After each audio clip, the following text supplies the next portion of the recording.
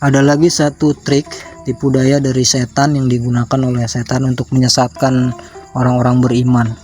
Yaitu trik ini, setan itu dengan memberikan satu keajaiban, satu keanehan ya, satu keajaiban kepada orang beriman, orang soleh, bahkan orang alim, dengan diberikan keajaiban-keajaiban yang seolah-olah keajaiban yang mereka dapatkan itu seolah-olah itu merupakan karomah dari Allah, padahal itu merupakan tipu daya dari setan.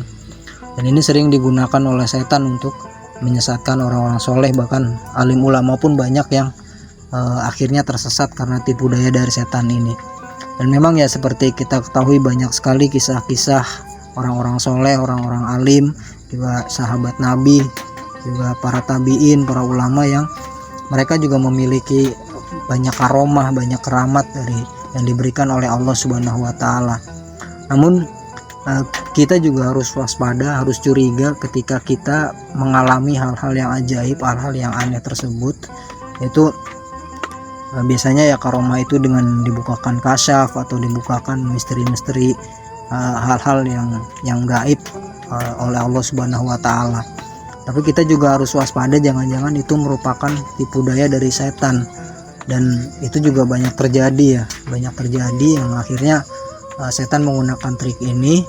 Orang yang sudah dia ahli ibadah, bahkan dia juga seorang yang alim, tapi tetap dia bisa terjerumus dan tersesat karena dia terjebak oleh trik tipu daya setan ini.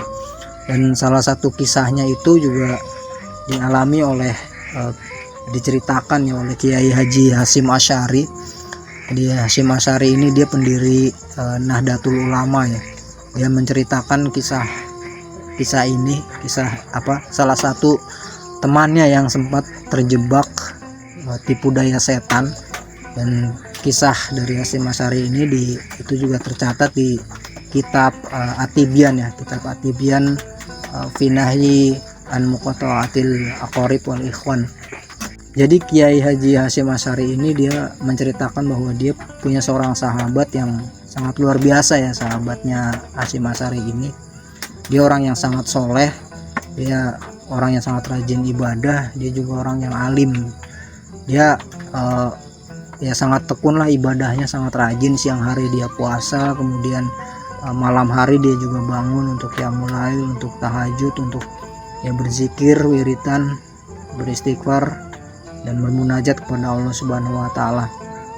Sahabatnya Kiai Haji Hasyim Asy'ari ini juga dia orangnya termasuk yang jarang bicara kecuali hal-hal yang penting gitu. Jadi dia menjaga dirinya untuk tidak membicarakan hal-hal yang tidak penting.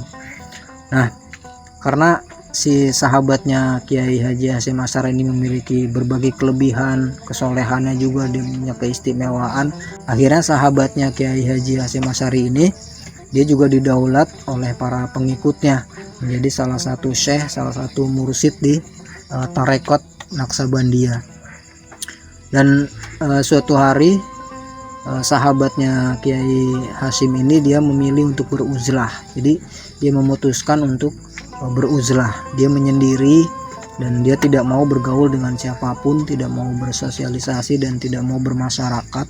Dia hanya keluar rumah jika hendak sholat jamaah seperti sholat Jumat, dan ketika dia hanya ingin memimpin zikir di tarekotnya. Nah, semakin hari terlihat sahabatnya Kiai Haji Hasyim Asy'ari ini nampak semakin aneh dan dia semakin ekstrim. Bahkan ada satu kejadian yang sempat heboh. Jadi pada satu hari di hari Jumat ya, sahabatnya Kiai Hasyim Asy'ari ini dia sholat Jumat, dan ketika mau sholat Jumat tiba-tiba dia ngamuk, dia marah-marah, dia mencaci maki semua orang yang ada di situ dengan ucapan-ucapan yang sangat kasar, yang sangat keji. Lalu setelah itu dia meninggalkan sholat Jumatnya, dia pergi langsung pulang ke rumahnya. Dia tidak jadi ikut sholat Jumat. Peristiwa ini kemudian menyebar kemana-mana. Setiap orang menceritakan peristiwa tersebut, peristiwa yang dilakukan atau dialami oleh sahabatnya Hasyim Asy'ari ini. Itu dia ngamuk-ngamuk saat sholat Jumat. Dan berita ini pun sampai kepada telinga Kiai Haji Hasyim Asy'ari. Dan bahkan Ya tidak berapa lama ada seorang menteri juga yang datang ke rumah sahabatnya Kiai Hasyim Asy'ari ini. Menteri tersebut minta pada sahabatnya Hasyim Asy'ari ini, pada orang tersebut, untuk didoakan agar senantiasa mendapatkan kesejahteraan.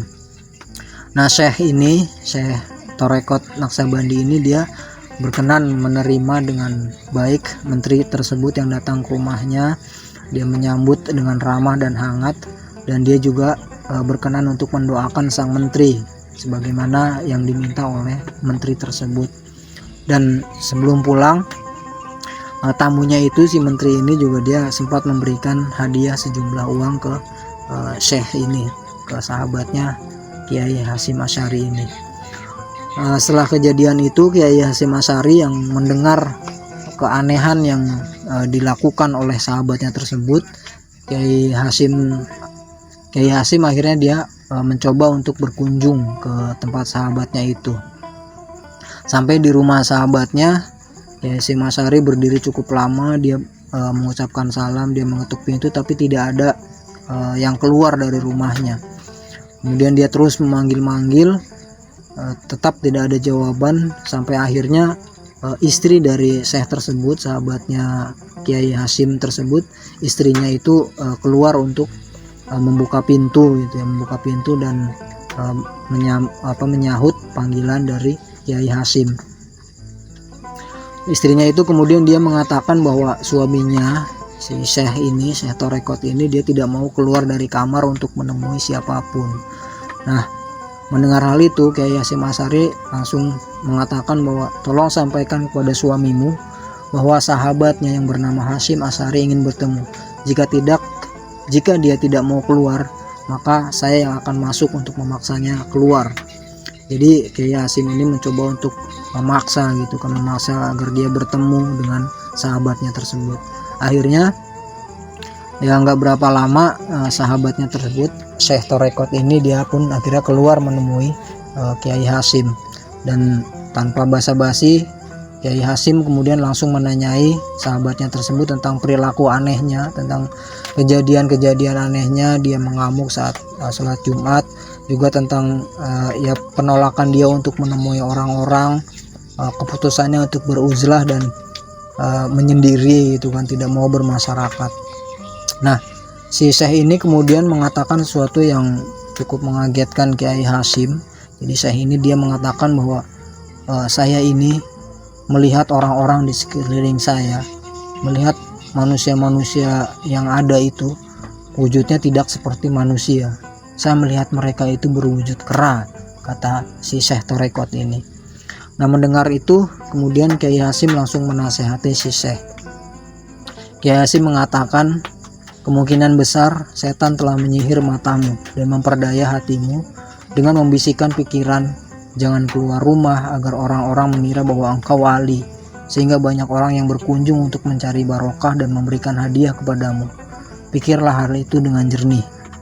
Dan setelah itu Kiai Hasyim menyampaikan beberapa sabda Nabi Muhammad SAW yang memerintahkan seorang muslim untuk menghormati tamu dan berbagai nasihat-nasihat agar bersosialisasi dan bermasyarakat.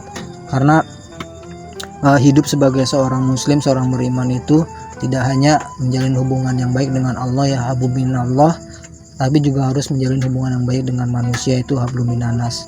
Dan setelah itu Kiai Hasyim pun dia pulang. Nah, beberapa lama kemudian akhirnya sahabatnya Kiai Hasyim ini dia datang ke rumah Kiai Hasyim, dan dalam kunjungannya itu dia akhirnya mengakui kebenaran nasihat dari Kiai Hasyim. Dia mengatakan bahwa sudah meninggalkan uzlahnya dan sudah kembali dalam kehidupan yang normal seperti sedia kala. Nah, kisah ini dari kisah yang dialami oleh sahabatnya Kiai Hasyim ini memberikan pelajaran kepada kita agar jangan mudah menganggap seseorang wali itu hanya gara-gara dia memiliki keajaiban-keajaiban. Terlebih hanya dia melakukan hal-hal nyeleneh gitu ya. Kadang ada wali-wali yang orang-orang nyeleneh dan itu dianggap sebagai wali. Karena ya andai kewalian itu diukur dengan keajaiban, maka yang paling wali itu tentunya Dajjal. Karena Dajjal juga dia memiliki banyak keajaiban. Dia bisa menguasai cuaca, dia bisa menguasai angin, dia bisa terbang dan sebagainya gitu. Dan seandainya kewalian itu diukur dari perilaku yang nyeleneh, maka yang paling wali itu adalah orang-orang yang ODGJ, orang-orang yang sakit jiwa, karena perilaku mereka jauh lebih nyeleneh. Dan tak jarang juga di kalangan masyarakat itu yang menempuh jalan torekot itu banyak yang terkecoh ya, banyak yang terkecoh oleh hal-hal yang ajaib, sehingga menganggap munculnya keajaiban itu sebagai karomah, sebagaimana yang tadi sudah saya jelaskan di awal. Padahal bisa jadi bahwa keajaiban itu ya sangat banyak macamnya ya, bahkan keajaiban yang diakibatkan oleh campur tangan setan atau jin itu juga jauh lebih banyak terjadi daripada keajaiban yang muncul sebagai karomah yang murni dari Allah. Nah, untuk itu kita harus senantiasa waspada, kita harus senantiasa berlindung kepada Allah Subhanahu wa taala agar dilindungi oleh Allah Subhanahu wa taala dari tipu daya setan, karena setan dia tidak akan pernah berhenti untuk melakukan tipu daya untuk menyesatkan manusia.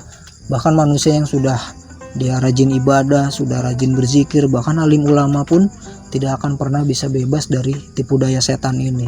Sebagaimana yang difirmankan di dalam Al-Quran di surat Al-A'raf ayat 16, setan itu mengatakan di dalam Al-Quran itu, "Karena engkau telah menghukum saya tersesat," kata setan, "saya benar-benar akan menghalang-halangi mereka dari jalan engkau yang lurus. Kemudian saya akan mendatangi mereka dari muka dan dari belakang mereka, dari kanan dan dari kiri mereka, dan engkau tidak akan mendapati kebanyakan mereka bersyukur." Itu yang tercantum perkataan setan di Al-Quran di surat Al-A'raf ayat 16 sampai ayat 17. Nah, Ibnu Abbas menjelaskan ayat ini, dia mengatakan bahwa maksud setan mendatangi manusia dari berbagai arah itu sebagai berikut. Dia menjelaskan, Ibnu Abbas ini, bahwa setan dia datang dari arah depan. Itu adalah setan mencoba untuk membuat keraguan kepada manusia tentang akhirat, tentang adanya akhirat. Dan setan dia akan datang dari arah belakang. Itu artinya menurut Ibnu Abbas bahwa setan menjadikan manusia teramat cinta pada dunia hingga mabuk terhadapnya, dan akhirnya manusia akan melupakan tentang tujuan yang hidup dia yang sebenarnya itu akhirat. Dan setan akan datang dari arah kanan. Itu adalah setan akan membuat rancu berbagai perkara-perkara agama. Jadi yang halal, yang haram, yang syubhat itu akan dibuat rancu oleh setan. Dan setan akan datang dari kiri. Itu adalah setan akan mendorong manusia untuk menyukai kemaksiatan, sehingga setiap kemaksiatan itu seolah-olah indah dan menyenangkan. Nah, dari pembahasan ini dapat diyakini bahwa setan itu memang selalu menggoda manusia siang dan malam, baik sedang dalam keadaan ramai ataupun dalam keadaan sendirian. Karena itu kita harus senantiasa berdoa memohon perlindungan kepada Allah untuk dijaga dari tipu daya setan ini. Ya, mudah-mudahan sampai akhir hidup kita tetap dijaga di jalan yang lurus, kita mati dalam keadaan iman, mati dalam keadaan Islam, dan kita harus tetap menjaga niat kita bahwa segala amal ibadah kita, ilmu yang kita pelajari itu semata-mata hanyalah untuk mendekatkan diri kita kepada Allah, untuk mengenal lebih jauh, lebih dalam ma'rifatullah, lebih mengenal Allah Subhanahu wa taala. Kita harus senantiasa menjaga niat kita bahwa segala amal ibadah kita, zikir-zikir, wirid-wirid yang kita lakukan itu hanyalah semata-mata untuk mendekatkan diri kita kepada Allah Subhanahu wa taala. Kita tidak perlu mengharapkan karomah ataupun keajaiban-keajaiban yang lain. Kita hanya berharap bahwa kita semakin mengenal Allah, semakin dekat kepada Allah, dan itulah tujuan dari amal ibadah kita, yaitu semata-mata hanya untuk ibadah kepada Allah Subhanahu wa taala.